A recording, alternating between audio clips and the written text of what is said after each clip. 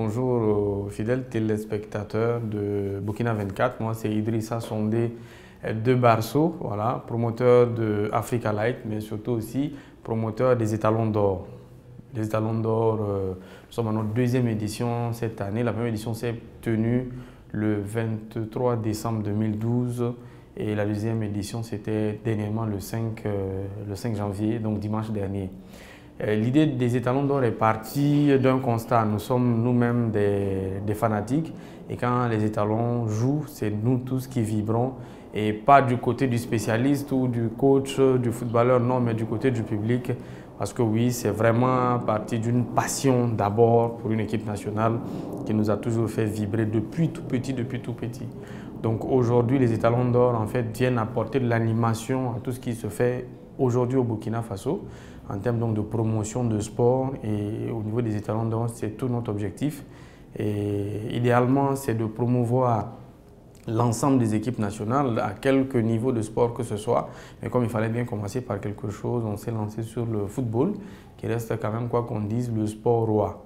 Donc les étalons d'or, c'est un concept en réalité qui a été imaginé au départ pour couronner le meilleur footballeur burkinabé de l'année, à la seule condition que celui-ci ait été sélectionné en équipe nationale sur la période concernée. Et donc, c'est ça la base en fait. Et après, on a mis en place un jury de spécialistes cette fois, qui eux ont des vrais critères de pointage, qui ont des vrais critères de sélection et qui peuvent dire bon, un footballeur est efficace et performant sur la saison, non pas parce qu'il a marqué un but, parce qu'il a marqué 2 buts, mais oui parce qu'il est fair play, parce qu'il n'a pas pris de carton rouge, parce que oui, au niveau du règlement collectif, il apporte quelque chose à l'équipe, et puis oui, parce que véritablement, il impacte de par sa présence même le rendement de l'équipe. Voilà, donc ce sont ces critères-là qui ont été superposés et qui nous ont permis déjà à la première édition de proposer un 11 type, parce que c'est le jury qui propose un 11 type de départ, 11 potentiels étalons d'or, et qui sont soumis juste après au vote SMS du public. Et la note du jury fait 40% et la note du public fait 60%. Donc voici un peu le concept vite fait. Le nœud même du concept, c'est celui-là. Et maintenant derrière, bien entendu, quand le public vote, il y a 2 manches en fait. Une première manche où on fait des éliminatoires où on va avec seulement 4 finalistes à la cérémonie même. Donc idéalement, c'est de lancer, l'année dernière on a lancé en septembre pour se retrouver donc en novembre avec 4 finalistes et c'est seulement avec les 4 finalistes donc on va à la cérémonie. Et ce qui est particulier au cours de la cérémonie, c'est que le public peut voter jusqu'à 15 minutes avant la fin de la cérémonie qui va couronner donc les talons d'or. Et pourquoi? Parce que bon, la cérémonie a lieu en direct sur la télévision du Burkina. Et donc, partout où on se trouve, via un short code, on peut envoyer son vote à l'un ou l'autre des 4 finalistes, histoire de le pousser en tout cas jusqu'au bout. Voilà, donc c'est exactement comme ça que ça se passe.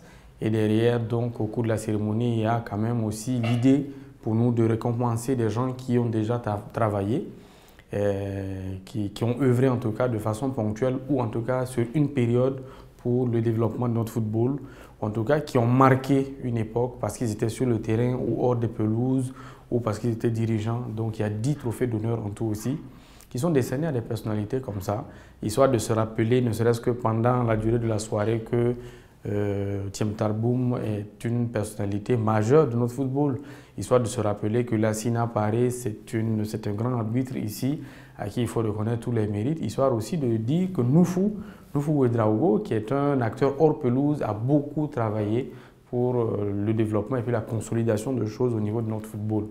Donc 10 trophées d'honneur et puis on finit par les talons d'or. Voilà, l'année dernière c'était Alain Traoré, cette année c'est Jonathan Putrapa qui est monté au plus haut.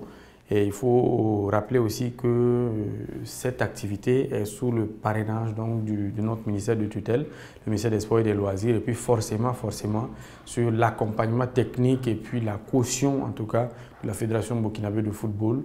Et c'est le lieu ici pour moi encore de remercier ces institutions-là qui n'ont pas hésité, qui continuent d'accompagner notre activité depuis la première édition, donc depuis l'année dernière. Aujourd'hui, le football, quoi qu'on dise, est globalisant. Le football aujourd'hui, on ne peut pas l'imaginer en l'enfermant au Burkina seulement, même si on parle des talents d'or du Burkina. Donc l'idée pour nous aussi, c'est de faire venir des personnalités qui permettent à notre football d'atteindre un autre niveau. Donc l'année dernière, c'est Robert Braza, de Canal+, qui était notre invité d'honneur, qui nous a même fait l'amitié de présenter la cérémonie.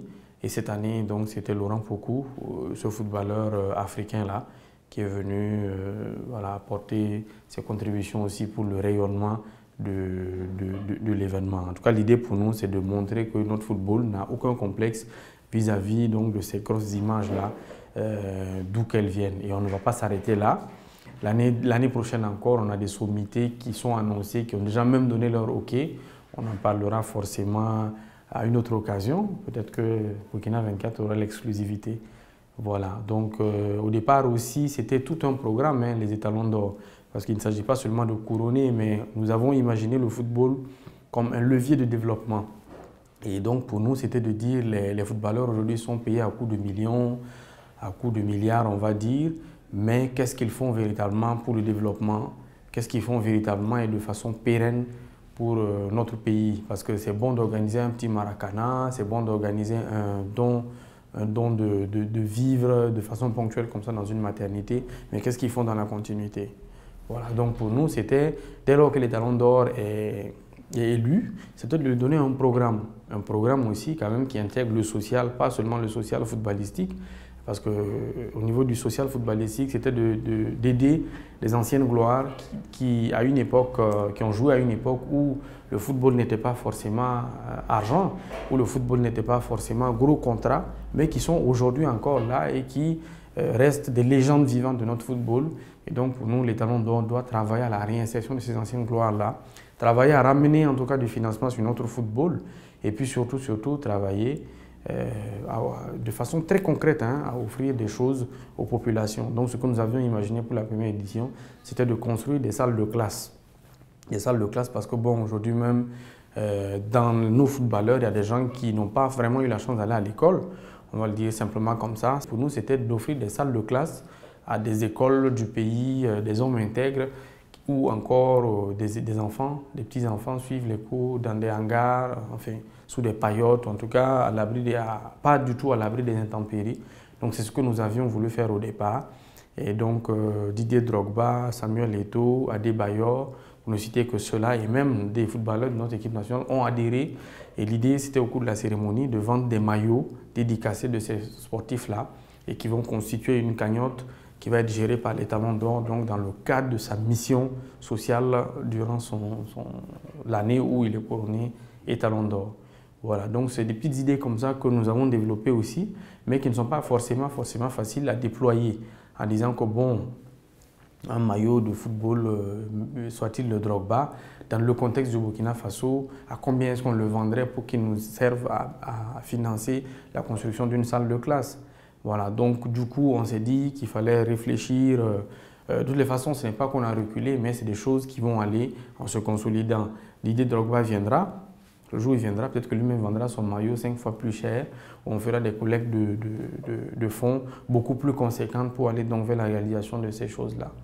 Et donc l'autre chose aussi, c'est on est parti d'un constat après la première édition, c'est que notre football n'a pas d'archives. Il y a un seul endroit où on peut retrouver des archives audiovisuelles concernant le sport, mais véritablement, hein, ça va être la RTB. Et ça aussi, bon, je pense que ça manque d'organisation, c'est des fouilles, et puis bon, dès qu'on passe d'un format à un autre, il y avait les bêtas, aujourd'hui on est au mini-DV ou en tout cas Et donc du coup, c'est compliqué de faire vivre des images, en tout cas l'histoire de notre football quand on parle des années 70 ou bien des années 80 même, ça devient impossible. Donc du coup pour nous, après avoir fouillé les archives qu'on n'a pas du tout retrouvées, c'était de mettre en avant aussi une activité au cours donc, de cet événement-là qui nous permet en réalité de valoriser nos archives et puis surtout de faire comprendre l'importance des archives quand même pour notre pays en ce qui concerne son football et son sport même en général.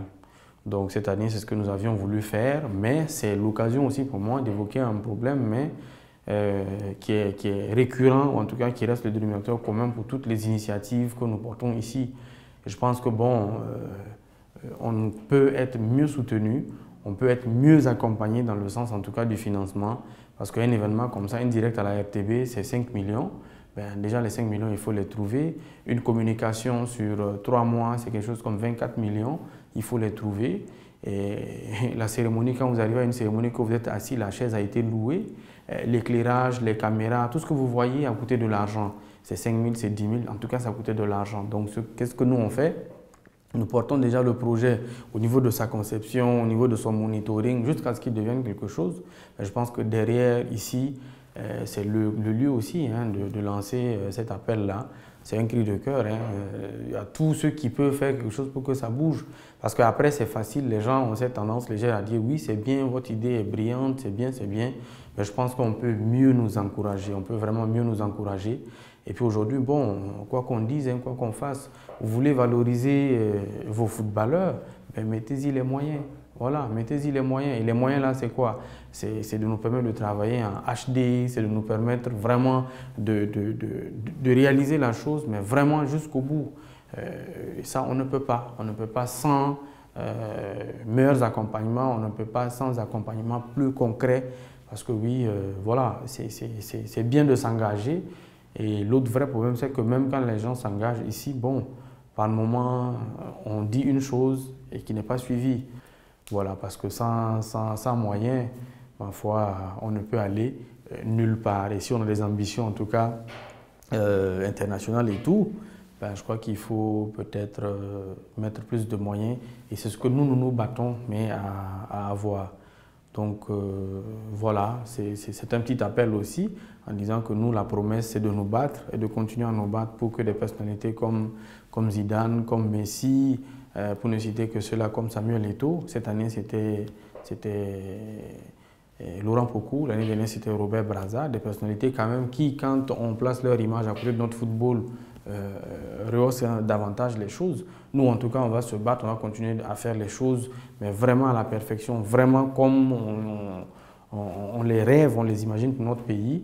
Mais bon, ça ne suffit pas, il va falloir que bon, des gens aussi tendent la main ou poussent pour que ça soit encore plus parfait.